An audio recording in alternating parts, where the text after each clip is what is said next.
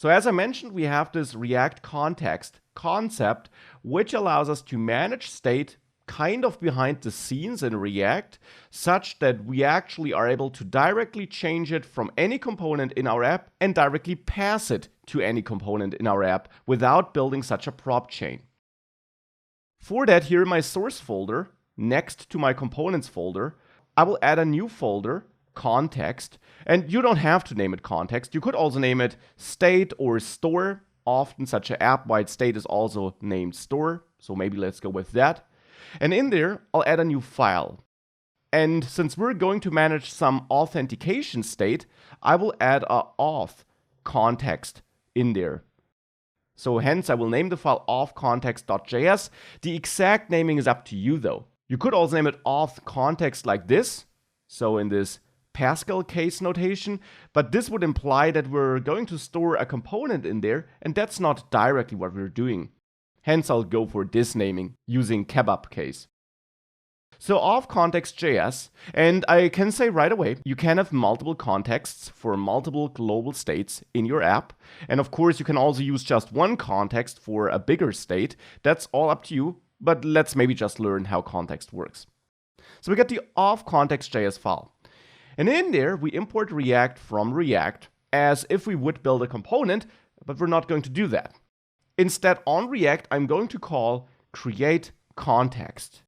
And this does what the name implies. It creates such a context object in the end. Now, create context takes a default context. And context here really is just your app or component-wide state. So it's up to you what that state should be. It could be something simple like just a string, my state. If your app-wide or component-wide state is just some text, you could have some, well, text as your default state. Often though, it will be an object. It will be an object where you, for example, in our case, manage the isLoggedIn state and set this to false initially, let's say.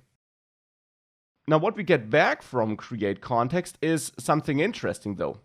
It will be a component, or it will be an object that also contains components. Let's put it like this. So we get back auth context, and I'll name it like this because whilst auth context itself is not a component, it is an object that will contain a component. Now we don't need this object here though. Instead, we'll need it in the other components. So I'll export it as a default to make it available in other files. So now we can import this specific context object. And to then use context in your app, you need to do two things. You need to provide it, which basically tells React, hey, here's my context. All components that are wrapped by it should have access to it. And I'll come back to that wrapping part in a second. And besides providing, you then need to consume it. You need to hook into it. You need to listen to it, if you want to call it like this. Now, providing is always the first step. Providing means that you wrap in JSX code all the components that should be able to tap into that context, so that should be able to listen to that context. Any component that's not wrapped will not be able to listen. So here, if we know that we need this context everywhere in the entire application, so in all components possibly, we want to wrap everything in app component with it. If we knew that we only needed, let's say, in the login component and its child components, we could only wrap the login component. But here we'll need it in the main header, we'll need it down there, we'll need it everywhere. So therefore, we can wrap our main header and this main section with auth context, and for that we'll need to import it. So make sure you add this import from store auth context to import this auth context object. And I said that this itself wouldn't be a component. In JSX we need a component though. But with a dot we can access a property on this auth context object that contains a component. And that's the provider. Auth context provider is a component we can use in our JSX code, and we can wrap it around other components. And those other components and all their descendant components, so all their children and their children's children and so on, all those components will now have access to that context. Now, since we use UseContext as a wrapper here, we can now technically also use React fragment because we got this wrapping component as a root level component I return here. And with that, the main header, but also the login and the home component and all their children will have access to UseContext. So now we provide this. Now we have the second part, and that is the listening part. To get access to our value, which at the moment is always just this default value, which never changes, we're going to work on that too, of course, but to have access to that value, we need to listen. And we can listen in two ways. We can listen by using UseContext consumer or by using a React hook. Now, we'll typically use the React hook, but let me show you the other alternative to consumer as well. Let's say here in navigation, we're interested in knowing whether the user is authenticated or not. For that, we can also use UseContext there and wrap everything where we need data from it with that consumer. So here, for example, we could wrap the entire component with UseContext. Again, make sure to import it, of course. .consumer now. Previously, we had the provider. Now we have the consumer. The consumer works a bit differently, though. The consumer takes a child, which actually should be a function between curly braces like this.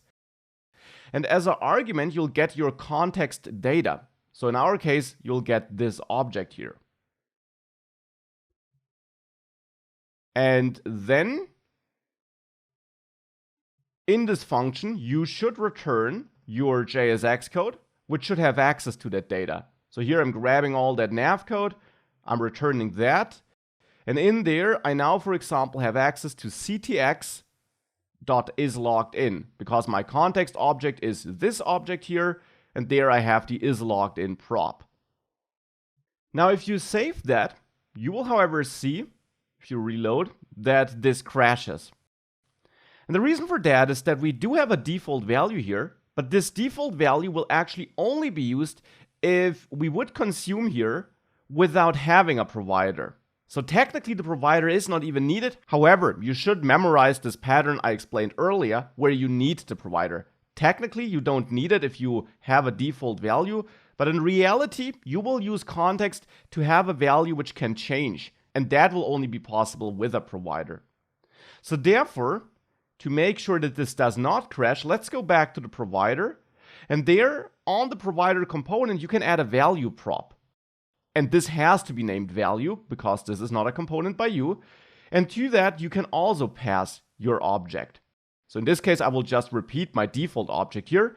But now you would be able to change that object, for example, through state in the app component. And whenever it changes, the new value will be passed down to all consuming components. But that is something I will also come back to in a second. So here, let me save this, and now it reloads without problems. Now, of course, if I now log in, you will see that we only have one link here.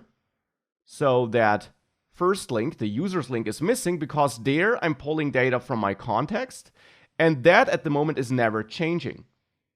So let's make sure we can change it before I then show you the alternative to the consumer. Here, changing it is easy. We have set up the provider here in the app component, and there we manage the isLoggedIn state anyways. So instead of hard coding our isLoggedIn value in the value we pass to the provider, we can set it to isLoggedIn, of course. And if we do that, this value object will be updated by React whenever isLoggedIn changed.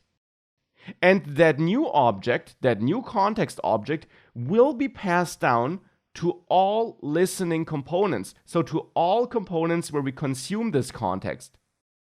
The difference to before is that we don't need to use a prop to forward that, therefore. Instead, we just set it on the provider, and then everywhere in all child components, we can listen to that. So here we could remove the isAuthenticated prop on the main header, and in the main header, therefore, stop forwarding it to the navigation. And in navigation, we could now use context.isLoggedIn everywhere where we need the isLoggedIn information.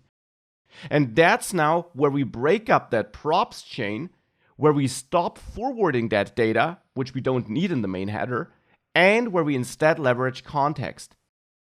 So now if I reload, you see that still works, and now the link is back, but now we're using context here. Now I did mention, however, that the consumer is just one way of consuming our context. It's an okayish way, but I don't like that syntax too much, having that function that then returns our code. You can do that, but there actually is a more elegant way, a more elegant solution using the UseContext hook.